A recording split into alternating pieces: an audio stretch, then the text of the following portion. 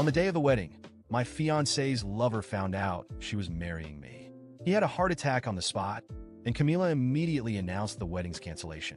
The bride left the groom at the altar and ran off with another man. At that moment, I became the laughingstock of everyone.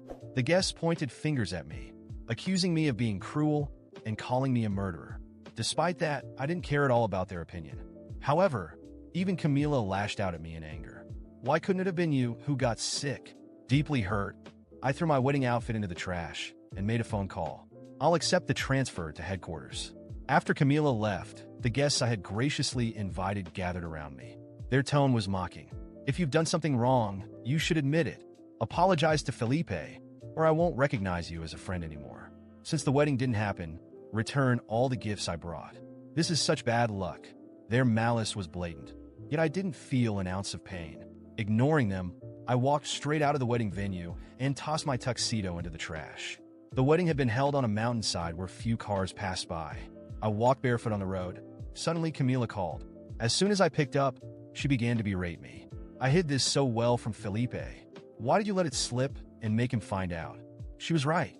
She had hidden everything perfectly. The wedding location was a desolate mountain. Everything had been kept simple. She hadn't invited her friends or family, only mine. Even so, the venue felt empty. Not hearing me respond, her tone sharpened. Felipe didn't even approve of this wedding to begin with, and now it's all ruined. This is your fault. After finding out, there's no way we can get married. Hearing this, I sneered. What is he to you? Your mother or your father? Do you need his permission to get married? Her voice faltered at my retort. After a long pause, she spoke again, pretending to be generous. Fine. Just apologize to Felipe. If he forgives you, maybe we can still go through with the wedding. No need, I said coldly. She was taken aback by my words. What do you mean, no need? Camila scoffed, incredulous. Are you saying you don't want to get married? Don't be ridiculous. I couldn't blame her disbelief. After all, we had been together for 7 years, and I had proposed to Camila 6 times. Until she accepted, marriage had seemed like my obsession. I opened my mouth to say something more, but before I could, I heard Felipe's voice on the other end of the call. Camila, did you tell him you wanted to get married? Camila quickly denied it. No, I would never marry him. The next moment, the call ended, leaving me cast aside like nothing. Suddenly, rain poured down, drenching me completely. The cold water snapped me awake. My obsession with marriage had finally turned into nothing. When I returned home, I was feverish and my throat burned as if on fire. I took some medicine and fell into a hazy sleep. In my daze, I seemed to see Camila. She gently touched my cheek, her expression completely different from the anger she had shown at the wedding. When I sat up, she handed me a bag of luxury goods. Even though the wedding didn't happen, you should still have a ring. I opened the bag and found the receipt still inside. It was newly purchased, so she had never planned anything for the wedding. I took the ring and slid it onto my finger. Then I raised my hand in front of her. With a slight tilt, the ring slipped off my finger and fell lightly to the ground. Is this Felipe's size? I asked, staring at her without a change in my expression. Hearing my words, a flicker of unease crossed Camila's face. Then, as if trying to cover her tracks, she retorted, maybe the designer got the wrong size I mentioned. I'll have it redone. Clicking my tongue, I replied casually, no need. It no longer mattered. Seeing my indifferent attitude, her brows furrowed tightly. Leonardo, how much longer are you going to act like this? She snapped. I was trying to have a civil discussion with you, but look at your pathetic attitude. Let me inform you now, because of his health, Felipe will be staying at our house. Apparently, her rambling only had one goal, to make Felipe stay in our marital home. I didn't want to argue anymore. After a nod, I turned and went to my room. Seeing my silence, she assumed I had given in. Good thing I was smart enough not to put your name on the property deed. Otherwise, who knows how messy this would get, she muttered as I walked away. Later that night, while Camila was lying beside me, Felipe called her. I'm not used to being alone in the hospital. It's uncomfortable, he said. Hearing his voice, she immediately got up, ready to leave. At that moment, my phone also rang. It was my mother. Leonardo, happy birthday, she said warmly. Her voice was loud enough for Camila to hear. Instantly, Camila froze mid-step, her expression stiffening. Today is your birthday? She asked. Why didn't you tell me earlier? But before I could answer, Felipe's crying voice interrupted again on her call. After a moment of hesitation, she turned and walked out. I'll be back later, she said. Watching her resolute figure disappear, I felt no emotion. I simply said into the phone, "Thanks, Mom. I'm coming home. Home. My real home." There was a long pause on the other end of the line. Finally, my mom replied, "That's good. No matter what, I support you." She didn't ask why I suddenly wasn't getting married. She knew me well enough to understand that I wasn't impulsive. There had to be a reason. Camila didn't come back that night. The next day, I booked a plane ticket and went to the office to finalize my resignation. By the time I returned to the apartment, it was the middle of the night. When I entered the door code, it repeatedly showed an error. Frustrated, I called Camila several times, but she didn't answer. Desperation led me to kick the door several times. Finally, after a long wait, the door opened. The moment she saw me, she launched into a tirade. "I just got Felipe to sleep, and now you've woken him up with your racket." I ignored her scolding and asked coldly, "You changed the password?" Camila's face was marked by a mix of disdain and exhaustion. She looked like someone who hadn't slept for days, yet her tone was full of contempt. "Yes, I changed the password. Felipe needs to rest, and you, Leonardo, only bring chaos to this house." I took a deep breath, feeling the knot in my throat tighten. There was something cold inside me now, something I no longer tried to hide. "So, this is your house now?" I asked, forcing a calm I didn't feel. "Where do I stand in your life, Camila?" She rolled her eyes, impatient. "Don't start. I'm done arguing with you. Do you want to come in? Then do it already. Just don't make any noise." Crossing the door, I noticed a strong smell of medicine and wilted flowers in the air. Felipe was there, lying on the couch, breathing heavily. He didn't even open his eyes when I passed by. My presence no longer mattered. It wasn't even a nuisance. I didn't exist anymore. Camila walked to him, adjusting his blanket and whispering things I couldn't hear. It was like I was watching the scene of a life that was never mine. I went to the bedroom that had once been ours. Her clothes were scattered everywhere, but something strange caught my eye. Half of my wardrobe was empty. The spaces where my shirts and belongings used to be were completely bare. Camila had already begun erasing me, replacing me, without even having the decency to let me know. I lay down on the bed, but sleep wouldn't come. My mind was racing. All those years of dedication, all the attempts to build a life with her had been in vain. An obsession that had destroyed me piece by piece while she toyed with me like I was a disposable plaything. Memories came back like knives. Smiles that now seemed fake. I love yous that echoed empty. Every moment was a lie I had believed blindly. The silence of the night was interrupted by the sound of the door. I heard Camila's footsteps heading to the living room again, probably answering yet another call from Felipe. Something inside me snapped.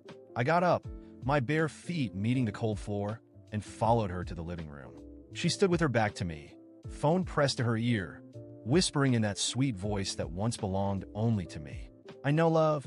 I'll stay with you. Leonardo will leave soon. He's understood his place." I froze in the doorway, watching her. My hands trembled with rage. Leonardo will leave soon. She had already decided this for me, as if my life and my home no longer mattered, as if I didn't exist. "Who are you, Camila?" My voice was low, but firm enough to make her spin around abruptly. She hung up the phone immediately, surprise on her face. "What are you doing here?" "That's my question. What are you doing here, Camila? In my house? In my life? What's left of me that you haven't destroyed yet?" She scoffed, crossing her arms. "Oh, please, Leonardo. Stop being so dramatic. Can't you see how pathetic you're being? Felipe needs me." "He? And me?" I interrupted, my voice rising for the first time in months. "Who needed me for the last 7 years? Who used me as a fallback until someone better came along? Who took advantage of every moment, of everything I did, only to throw me away like garbage?" Her eyes widened for a second, but she quickly regained her composure. "You're crazy. I never forced you to do anything. Everything you did because you wanted to. If you regret it now, that's your problem." The laugh that escaped me was bitter, almost deranged. "You're right. I did everything because I wanted to, because I was a blind, lovesick fool. But it's over, Camila. It's over." She stepped closer to me, her face inches from mine. "And what are you going to do? Leave here as a loser? Cry to your mommy?" I leaned in, staring directly into her eyes. "No, Camila. I'm going to leave here with my head held high. And you're going to lose everything. Because that's what you deserve." Before she could respond, I walked to the office, grabbed the documents I had left there months ago, and stuffed them into my bag. Camila followed me, still shouting insults. None of it mattered anymore. The next morning, I went to the bank and signed all the papers necessary to transfer the house to my name, something she never knew I had done before putting it on the market for sale. Before the wedding, my lawyer had advised me to protect everything. And he was right. Camila had no rights to anything. I returned only to grab my bags. Felipe was still asleep on the couch, oblivious to the chaos. Camila stared at me in the doorway, disbelief written all over her face. "What did you do, Leonardo?" Her voice trembled. "What I should have done a long time ago. Goodbye, Camila." I closed the door, leaving behind not just that apartment, but the life I had. I called my mother, and her calm voice brought me a relief I hadn't felt in years. "I'm on my way home, Mom." She sighed on the other end of the line. "We're waiting for you, son." As I drove, my phone rang again. An unknown number. I answered, and a firm voice spoke. "Mr. Leonardo, this is the hospital. Felipe's condition has worsened, and Ms. Camila listed you as the emergency contact." I braked suddenly, my heart pounding. Part of me wanted to hang up and move on. But another part, the part still seeking closure, knew I needed to see how far this would go. "I'm on my way," I replied, emotionless. I didn't know what awaited me at the hospital. One thing was certain, this wasn't over yet, and I wouldn't leave this story without leaving my mark. I arrived at the hospital, still carrying the weight of the past few hours. The corridor was cold, dimly lit, with that typical smell of medicine and disinfectant. A nurse guided me to the reception desk, where the attendant informed me that Felipe was in the intensive care unit. The scene felt like a half-finished nightmare. Me being called to solve a problem that wasn't mine. "Is Camila here?" I asked, more out of curiosity than any real desire to see her. "She left a while ago," the nurse replied indifferently. Of course, when things got tough, Camila ran. That's what she always did. I walked up to the glass of the ICU and saw Felipe lying in the bed, frail, with tubes and machines attached to his body. For the first time, I didn't feel anger. I felt pity. Felipe, the man who had torn my life apart, was unrecognizable, like a boy in need of help. Irony. The one who had humiliated me and robbed me of my trust now depended on my mercy. The doctor approached, adjusting her glasses. "His condition is critical. Camila left instructions, but we haven't been able to contact her. You're the only listed emergency contact." I took a deep breath, keeping my emotions in check. "So, doctor, what happens now?" "He needs to be transferred to a larger hospital or placed under home care, but someone has to sign the paperwork and cover the costs." Silence filled the corridor. Home care? Costs? Camila was throwing another burden onto me, trusting that I, as always, would clean up her mess. But not this time. "I can't help," I replied firmly. "My relationship with him is non-existent. If Camila doesn't show up, find another contact." The doctor looked at me in surprise, but didn't argue. For the first time, I wasn't there to fix everything. I wasn't the man who would jump in to save her world anymore. I left the hospital feeling something strange. Relief. It was as if I'd finally broken free of the chains binding me to that story. Yet the feeling was temporary. I knew Camila would come back, that somehow she'd try to pull me back into that cycle. Days later, I got a call from my lawyer. The house had been sold, and the transfer of funds was complete. I now had a healthy bank account, a new job waiting for me at company headquarters, and a plane ticket to a future that was finally mine alone. But, as expected, Camila sought me out. She showed up at my parents' house on the day I was packing my bags. "Can we talk?" Her voice sounded tired, defeated. For the first time, she didn't look arrogant. I crossed my arms, staring at her calmly. "About what, Camila?" She hesitated, maybe because she knew she wouldn't control this conversation. "About Felipe and about us. He's in bad shape, Leonardo. He needs help. And you know, deep down, that I need you too. I need you." Words that would have shattered me once. Now they felt empty. I smirked bitterly. "No, Camila, you don't need me. You need someone to carry the weight of your choices." Her eyes widened, maybe surprised by the coldness in my tone. "How can you be so heartless? I know I messed up, but what?"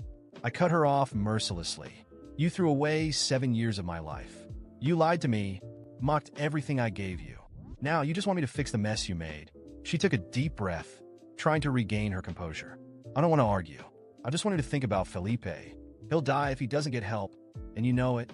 I stepped closer to her, my gaze unwavering. "You had choices, Camila. You had everything in your hands, and you destroyed it. Don't put this on me." If Felipe dies, that's not my fault. Maybe he made the same bad choices you did. She looked at me as if she didn't recognize me anymore. Who are you? Someone who finally woke up. I took a deep breath, feeling relief in saying what I'd held back for so long. Now leave. My life has no room for you anymore. Camila opened her mouth to respond, but stopped herself. She turned and walked away. I watched her disappear down the dirt road leading from my parents' house. For the first time, I felt that the cycle had been broken. Months later, I was in my new job in a new city. My life was finally simple, organized, without shadows of the past. One Friday afternoon, my mother called. "Leonardo, did you see the news?" "No. What happened?" She hesitated for a moment before continuing. "Felipe died. Camila's on the news. It seems his debts were enormous. She's lost everything, even the house they lived in." A silence stretched between us. I didn't feel joy, but I didn't feel sadness either. It was simply the inevitable result of so many bad choices. "That's a shame," I replied sincerely. "She tried to contact you," my mother added, sounding worried. "But I didn't give her your number." "Thank you, Mom." There's nothing left to say. I hung up the phone and looked out the window of my apartment. The city was alive, full of movement. A new life stretched before me, clean, free of ghosts. Camila had fallen into the hole she dug for herself, and I would no longer extend my hand. That night, while walking through the park near my home, I saw a couple laughing together, sharing glances full of love. I felt a pang in my chest, but it was different this time. It wasn't longing or pain. It was hope. Maybe one day I could love again. Maybe one day, the past would be nothing more than a distant memory. And this time, I was ready to move forward.